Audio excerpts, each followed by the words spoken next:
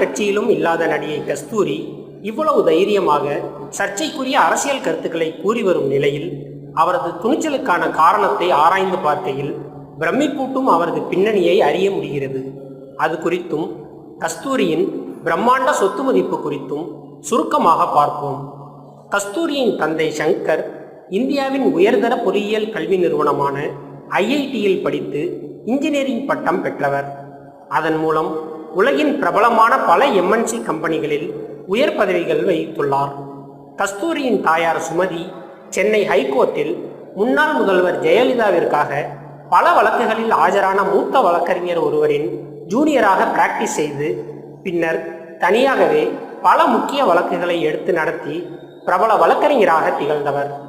மேலும் கஸ்தூரி பிராமண சமுதாயத்தை சேர்ந்தவர் என்பதால் உயர் பொறுப்புகளில் இருக்கும் பிராமண லாபியும் அவருக்கு உறுதுணையாக இருந்து வருகிறது. கஸ்தூரி அமெரிக்காவில் மருத்துவராக பணிபுரியும் ரவிக்குமார் என்பவரை திருமணம் செய்து கொண்டவர். கஸ்தூரியின் கணவர் அமெரிக்காவின் டென்னசி மாகாணத்தில் உள்ள கார்ப்பரேட் மருத்துவமனையில் சீஃப் டாக்டராக பணிபுரிந்து வருகிறார். திருமணம் முடித்து கணவருடன் அமெரிக்கா சென்ற கஸ்தூரி அங்கு சில காலம் MNC கம்பெனியில் பணிபுரிந்த பின்னர் சொந்தமாக கார்ப்பரேட் கம்பெனி ஒன்றை துவங்கி இந்தியாவில் வெளியாகும் தமிழ், தெலுங்கு, கன்னடம் மற்றும் இந்தி உட்பட பல்வேறு இந்திய மொழி திரைப்படங்களை அமெரிக்கா மற்றும் ஐரோப்பிய நாடுகளில் விநியோகம் செய்ய ஆரம்பித்தார். கிட்டத்தட்ட 250க்கும் மேற்பட்ட இந்திய திரைப்படங்களை வெளிநாடுகளில் திரையிடும் உரிமையை பெற்று பெரும் விநியோகஸ்தராக பல கோடி ரூபாய் சம்பாதித்ததன் மூலம் லண்டனில் சொந்தமாக அலுவலகமும் பிரம்மாண்ட பண்ணை வீடும் வாங்கியுள்ளார். மேலும் அமெரிக்காவில் சொந்தமாக ஒரு வீடும் 100கணக்கான ஏக்கரில் விளைநிலங்களும் கஸ்தூரி பெயரில் உள்ளது. அதுபோக சென்னையில் 2 பங்களா, ஹைதராபாத்தில் ஒரு வீடு, திரைப்பட விநியோக நிறுவனம் என கிட்டத்தட்ட 100 கோடி ரூபாய்க்கும் மேற்பட்ட சொத்துக்கள் கஸ்தூரி பெயரில் உள்ளன. கஸ்தூரி தனது கணவர் ரவிக்குமாருடன் ஏற்பட்ட கருத்து வேறுபாட்டால் அவரை பிரிந்து நிரந்தரமாக இந்தியா வந்துவிடவே ஒரு பெரும் தொகையை ஜீவனாம்சமாகவும் தனது கணவரிடம் இருந்து பெற்றுள்ளார்.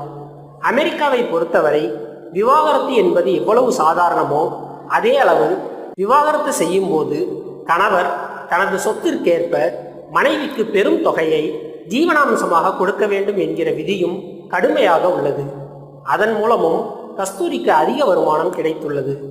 கஸ்தூரிக்கு சோபினி என்கிற மகளும் சங்கல்ப் என்கிற மகனும் உள்ளனர்.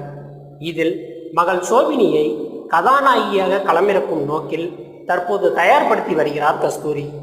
மகன் சங்கல்ப் லுக்கேமியா எனப்படும் இரத்த புற்றுநோயால் சிறுவயதிலேயே பாதித்துள்ளதால் தொடர்ந்து அவருக்கு உயர்தர சிகிச்சை அளிக்கப்பட்டு வருகிறது.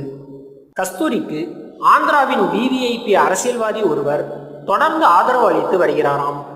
அவரது ஆதரவாலேயே அரசியல் ரீதியாக வரும் பிரச்சனைகளை கஸ்தூரி எளிதாக சமாளித்து வந்துள்ளார்.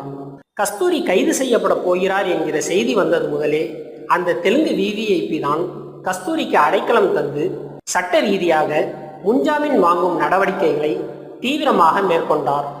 ஆனால் நீதிமன்றம் ஜாமீன் மறுக்கவே தற்போது கைதாகியுள்ள கஸ்தூரியை விரைவில் வெளியே எடுக்க தமிழக ஆளும் தரப்புடன் அந்த ஆந்திர VVIP திரைமறைவில் தொடர்ந்து பேச்சுவார்த்தை நடத்தி வருவது குறிப்பிடத்தக்கது.